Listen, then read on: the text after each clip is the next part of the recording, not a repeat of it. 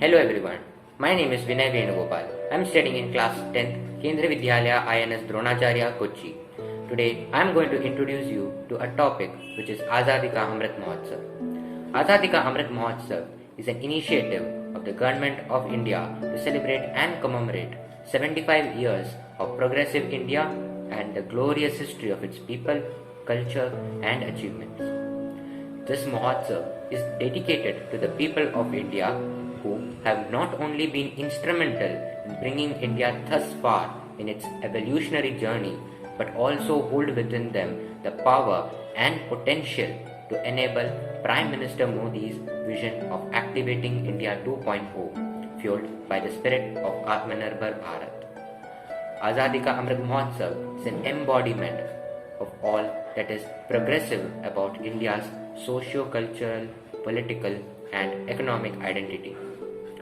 The official journey of Azadi Ka Amrit Mahotsav commenced on 12th March 2021, which starts a 75-week countdown to our 75th anniversary of independence and will end post a year on 15th August 2023.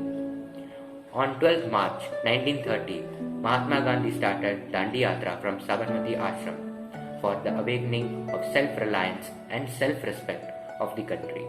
And on this day in 2021, the symbolic Dandi Yatra was started by Prime Minister Shri Narendra Modi, which marks the revival of our journey of self-reliance and self-respect with the beginning of Azadi Ka Amrit Mahotsav.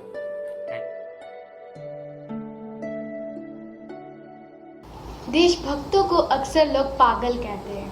कह दो उन्हें कि सीने में जो जख्म है सब फूलों के गुच्छे हैं, हमें पागल ही रहने दो, हम पागल ही अच्छे हैं। मैं दीक्षिता महापात्र कक्षा 5वीं ब केवी द्रोणाचार्य के छात्रा और मैं आज आप सबके समक्ष स्वतंत्रता संग्राम के ऊपर एक कविता प्रस्तुत करने जा रही हूँ। मोमबत्तियाँ बुझ गई, चिराग तले अंधेरा छाया था, फांसी के फंदे पर जब 3 वीरों को झुलाया था। सुखदेव भगत सिंह राजगुरु के मन को और कुछ न भाया था, हंसते हंसते देश के खातिर फांसी को गले लगाया था। तीनों के साथ आज एक बड़ा काफिला था, भारतवर्ष में लगा जैसे मेला कोई रंगीला था। लेकर जन्म इस पावन धरा पर उन्होंने अपना फर्ज निभाया था, हंसते हंसते देश के खातिर फांसी को गले लगाया था। मौत का उनको डरना था, सीने में जोश जोशीला था, परवाह नहीं थी अपने प्राण की, बसंती रंग का पहना चोला था। छोड़ मोह माया इस जग की, अपनों को भी बुलाया था, हंसते हंसते देश के खातिर फांसी को गले लगाया था। जैसा न तुमने सोचा था वैसी है अपनी आज़ादी, देश के लोग ही कर रहे हैं इस देश की बर्बादी। जब जब तुम्हारे बारे में सोचा था मुझको तो रोना आया था, हंसते हंसते देश के खातिर फांसी को गले लगाया था। वह जला हुआ राख नहीं अमरदीप है, जो मिट गए वतन पर वही शहीद है। जय हिंद, धन्यवाद।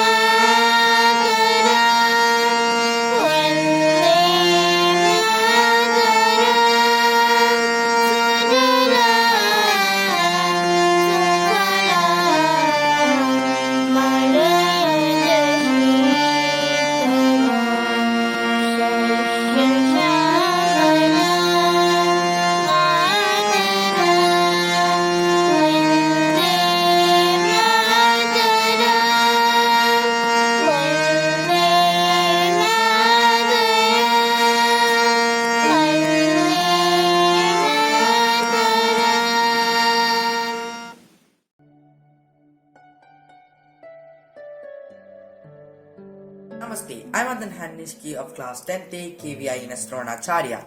From the very beginning of our independence, we have been celebrating the famous freedom fighters. But have we forgotten the others who shed their blood, their life, and their hard work and their resilience for us and for our country? Today, I'm going to speak about one of the heroines who was just forgotten by the public, Srimati Matagini Hazra. Not much is known about her early life. Apart from that, she was born in a small village of Hugli near Tamluk in 1869, and that because she was born as a daughter of a poor peasant, she did not receive a formal education. She was married at the early age of 12 and was widowed at the early age of 18 without bearing an offspring. She became actively interested in the Indian independence movement as a Gandhian. A notable feature of the freedom struggle in Midnapur was the participation of women. In 1930, she took place a part of civil disobedience movement and was arrested for breaking the salt law. She was promptly released but protested for the abolition of tax. Arrested again, she was incarcerated for 6 months in Brahmapur.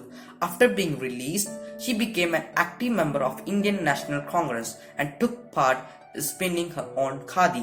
In 1933, she attended the Subdivisional Congress Conference at Samapur and was injured in amusing baton charged by the police. As part of the Quit India movement, members of the Congress planned to take over the various police stations in Midnapur district and the government offices. This was to be a step of overthrowing the British government in the district and establishing an independent Indian state. Hazra, who was 72 years at that time, led a procession of 6,000 supporters, mostly women volunteers, with the purpose of taking over the Tamluk police station. When the procession reached the outskirts of the town, they were ordered to disband under the section 114 of the Indian Penal Code by the Crown Police. As she stepped forward, Hazra was shot once. Apparently, she had stepped forward and appealed to the police not to open fire on the crowd. The Bilbapi newspaper of the parallel Tamluk national government commented that the Matagini led one procession from the north of the criminal court building. Even after firing commenced, and she continued to advance the tricolour flag, leaving all the volunteers behind. The police shot her 3 times. She continued marching despite of the wounds on the forehead and both hands. As she was repeatedly shot, she kept chanting Vande Mataram, Hail the Motherland, and died with the flag of Indian National Congress held high and still flying.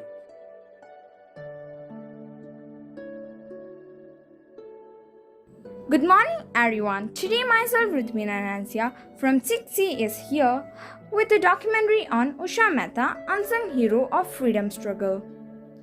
Usha Mehta was born on 25th March 1920. She hailed from the village of Sara situated near Surat in Gujarat.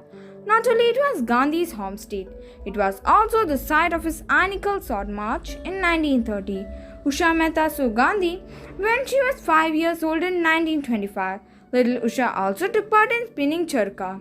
In 1928, when she was 8 years old, she took part in various protests led by Gandhi and shouted the slogan of British Raj Simon Go Back against Simon Commission. Usha's parents were Galiban Mehta, a homemaker, and Hariprasad Mehta, a district level judge under the British Raj. As siblings, she also had an elder brother. Usha's father was vehemently critical of her participation in such movements as he was a judge under the British Raj. However, after his retirement in 1930, she was allowed to do as she pleased.